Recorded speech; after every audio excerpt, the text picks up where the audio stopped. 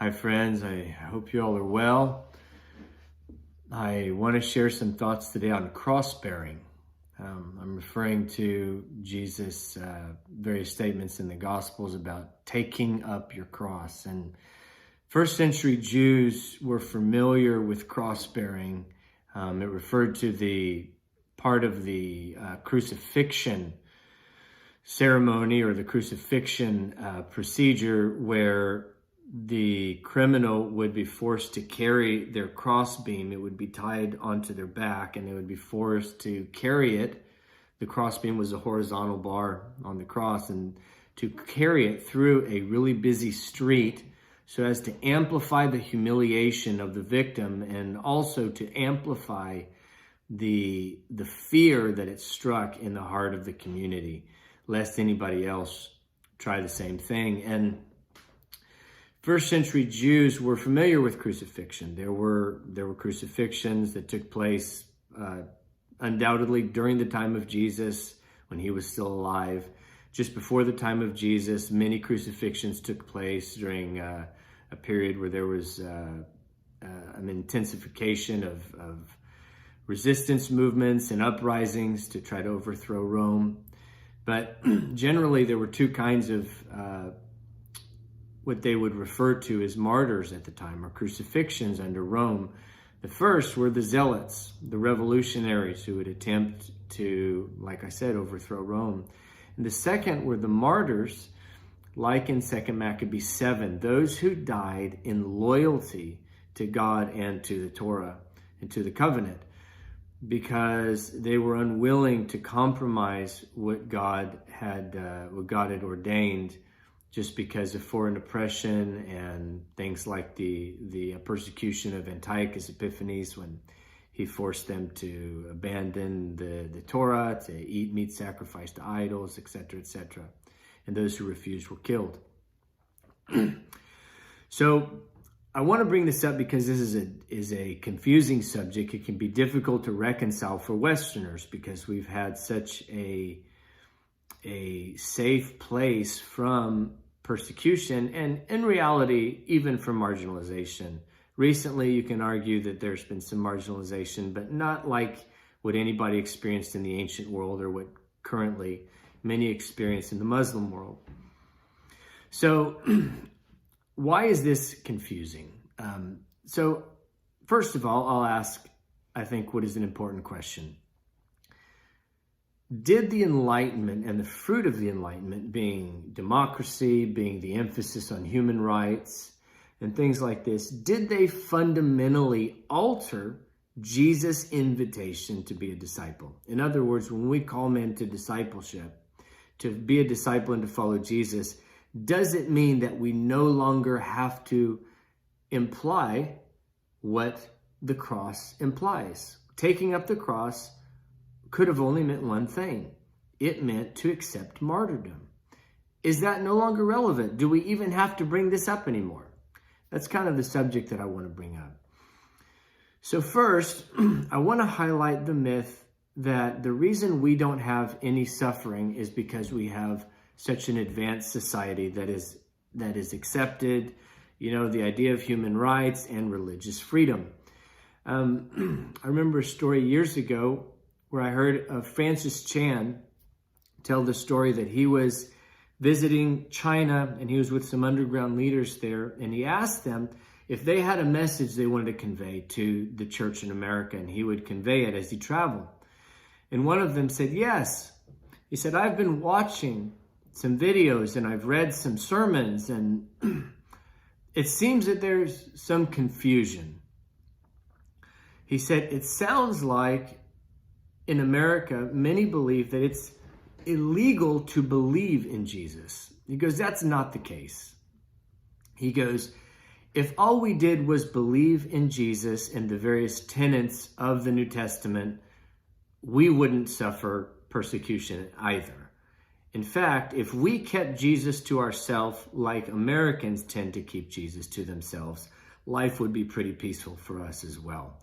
And I think that actually plays a large part in the idea that we are free from persecution is nothing that really resembles the gospel that Jesus and the apostles preached about a coming day of judgment and God's only means of being free from this day of wrath being a Jewish man who's going to return and reign from Mount Zion. If we began to preach that here, we'd see how quickly our freedom from persecution probably dissolved. But that said, this is not a problem that's exclusive to the West or to modernity. There's examples like in Hebrews 10, where the author's reminding them of a period of time when their faith was so sincere that they willfully entered into basically to identify with certain prisoners and their following of Jesus, that they willfully accept persecution, even the confiscation of their property. And he was exhorting them to go back to that place of sincerity in their following Jesus. And likewise, you have in 1 Corinthians 4, where Paul is explaining his own suffering and the suffering of his apostolic cohort. And he says, we're the scum of the earth. We're seen as the least and not the greatest. We're the dregs of all things, and people dishonor us, and we don't have any honor. But the conclusion isn't that they should be acknowledged as special and unique. The conclusion is Paul pleads with them that they would imitate him. He says, I plead with you as your father in the gospel, that you would learn to imitate me in these things, not to see me as unique and special. So while it can't logically mean, like in Luke 9, taking up your cross daily, can't logically mean physical death every day. That doesn't make any sense. It still clearly implies the acceptance of death for Jesus' sake. The acceptance of suffering up into and including martyrdom for Jesus' sake and for the gospel's sake.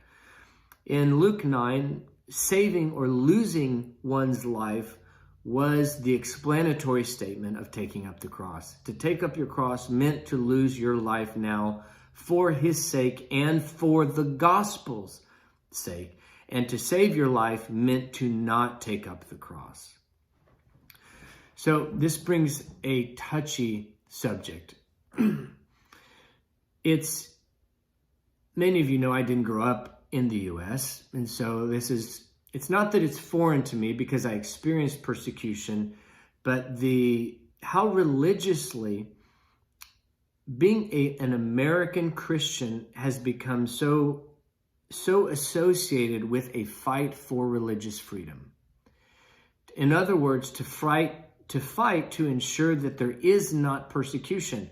While that also includes, obviously, for groups like Muslims and Jews, primarily the fight for religious freedom by Christians is about the marginalization and suffering of Christians in America, to make sure our voice isn't silenced and to make sure our rights are not taken away, and that by virtue of being Jesus' disciples, we are not stripped of any rights that others have. And while I'm grateful for the measure of liberty that I have and that we have right now, number one, the apostles knew nothing about a fight to preserve religious liberty, obviously. And secondly, I'm not going to live as though I assume that this will continue. It certainly will not continue forever. And so I exhort others in the same way. It reminds me of a story that actually comes to mind frequently. I heard a missionary speaking one time. He's a missionary in the Middle East, and he was speaking to a group of pastors and leaders here in the U.S. And he was speaking about the dynamic of supporting missionaries in the Muslim world who labor amongst Muslims in Muslim cultures. To invite a Muslim to be a disciple, he was explaining, is essentially to invite a Muslim to embrace suffering and persecution, marginalization, rejection, often poverty, sometimes destitution, sometimes imprisonment, and sometimes death. That was inherent in the invitation to be a disciple of Jesus. Inherent in the invitation is the statement, eternal life is greater than your life now. Giving up your life now is sufficient, or it's not a waste because of the supremacy of eternal life in the age to come. And he said, and sometimes it stands out, the willingness of Americans to send their money essentially amounts to inviting Muslims to embrace a path of discipleship that we are fighting hard to not have to embrace ourselves. The hypocrisy is hard to miss, though I understand that we've not seen it this way. I'm making this in an effort to encourage us that whether it's here or it's overseas, the invitation that we give to non-disciples to embrace following Jesus and all that that entails in order that we might inherit eternal glory in the age to come must come from a place of integrity. We must invite people to follow, to join us on the path that we have already entered into, that we are already on. We cannot say, go and follow Jesus in a way that I am not willing to follow. That's logically, it lacks integrity. So Peter, likewise, this is not, it's not to say that the fact that we've lost this as a premise for following Jesus is also, like I mentioned in Hebrews 10 or 1 Corinthians 4, we also have, like in 1 Peter 4, verse 12, where Peter has to remind them that they were already told this was coming. Why do they think a strange thing is happening? I'd kind of like to leave that same reminder that when persecution comes, and it will come even to America, when resistance, marginalization, persecution, imprisonment, even death comes because of our allegiance to Jesus, a strange thing is not happening. It's not as though God has failed to somehow create this utopia of this religious sanctuary of freedom. It's that Jesus always told us, and the apostolic witness always handed down, that this was going to be the case. Embracing the cross, embracing marginalization because of our proclamation was always part of the deal.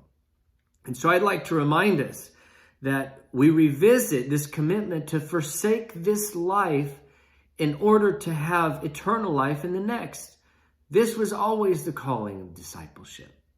And when we've said yes to this, the idea of suffering and the idea of the cross fits very well within that. If that's not the gospel we accepted, it's time to go back and look at the words of Jesus.